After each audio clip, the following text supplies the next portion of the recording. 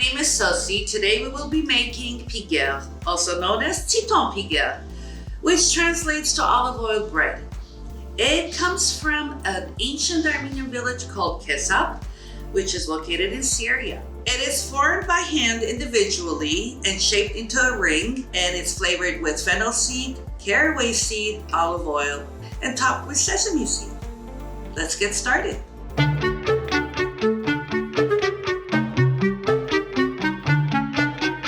First, I will be getting my yeast ready. So I will dissolve the sugar and the yeast, the dry yeast, active yeast, into warm water.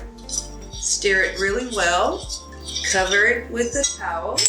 Let it bloom for 10 minutes. Next, I will be adding 6 cups of unbleached bread flour into the bowl. And then form a nice depression in the middle so that I can add the rest of the ingredients, which is the salt. The caraway seed, actually, I'd like to disperse it all around.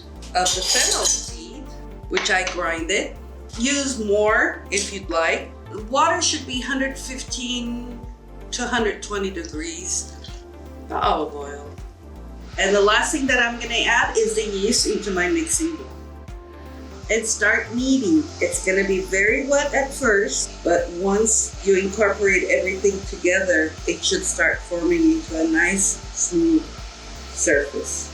Use olive oil to prevent from sticking. It's possible that sometimes your dough will come out dry, so all you have to do is just add a little bit more of the lukewarm water. Okay, it looks like my dough is just about ready. I kneaded this with my hand. You could use a stand mixer also. It took me about 10 minutes to get it into this beautiful surface. And I formed it into a nice ball. And traditionally, this is what our mothers, grandmothers did. They would put a cross on the bread to bless it. So now I'm gonna cover it with the cellophane, like so, and cover it with the towel and put it in the oven. The oven is not on, but I have the light on, which keeps it nice and warm, and it's gonna stay there for 2 to 4 hours. So our dough has been rising for about 2.5 hours now, and it has doubled its size, and we're ready to start making the bread. So first, we need to oil our counter with the olive oil really well so that the dough doesn't stick to it. Be very generous, and don't be afraid. And we're ready. So grab a piece like this, roll it out, and what you need to do is squeeze and cut and form a ball, just like that.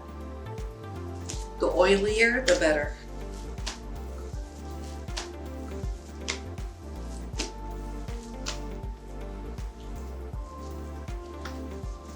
That's 2 dozen. So let's measure and see. This is 84 grams and this one's 68. So Achki chapo, which means eyeball it. It's anywhere from 68 to 84 grams each dough. It doesn't have to be perfect. So now what we're gonna do is we're gonna cover them so they can rest for about half an hour. Okay, so the dough has been resting for half an hour. Halfway through, I turned the oven on, 450, so it's preheated. We're gonna get the trays ready. We need to oil them, just brush evenly. Be generous, don't be afraid of the oil because after all, it's Tsiton Pigegh, which is olive oil bread. The more oil, the better. Now, it's very important that you leave it for half an hour and let it rest. That way it'll be easier for you to open this dough. What we need is lots of olive oil. So dip your hands in the olive oil. Make sure there's plenty of olive oil on the counter. And just press on it and open it as thin as you can. Just don't be afraid if it opens up, there's a hole, it doesn't matter.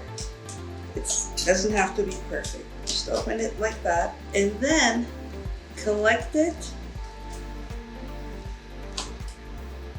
You can bang it and snap. And voila, that's all it is. And then take the sesame seed, wrap it on the dough, and that's it. And then bring it on the tray, and then move on to the next. Now, the reason why I have half of the dough covered still is because I don't want it to dry out. And as I need it, I'll open the towel. The thinner, the better.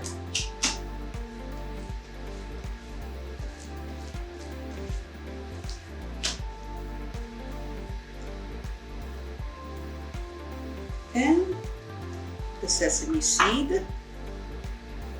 I like the traditional way, which is the sesame seed. You could put za'atar on the dough. You can do anything you want. This is the traditional way with the sesame seed, but the options are open. I even put some inside the sesame seed and then collect it.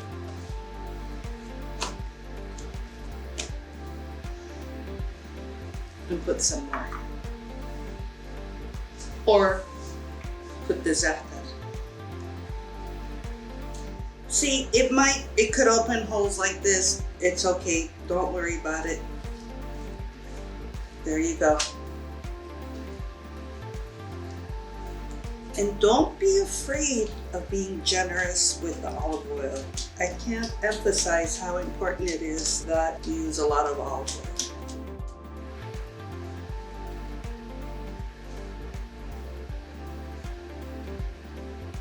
So now we got the 12 Tsiton Pigegh on the tray.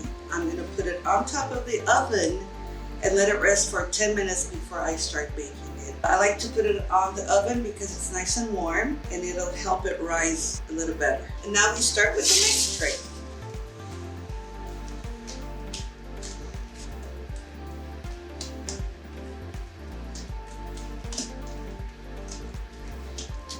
All right. We're down to the last one. And that's it. I'm gonna take this tray again and put it over here. See how beautiful? And this is ready to go in the oven and bake for 10 minutes. See the color? Beautiful golden color. That means it's ready. So now what we're gonna do is, while it's hot, we're gonna brush it with olive oil. Be generous, don't worry, because it's gonna absorb everything. Now that it's all done, we put it on the rack for it to cool off. And you will see, once it cools off, all the olive oil will be absorbed. This is how we like to eat our Tsiton Pigegh, with some olives and feta cheese and fresh mint, with some hot tea. They all go so well together, delicious. Thank you for joining us. Please like and subscribe, and we'll see you soon.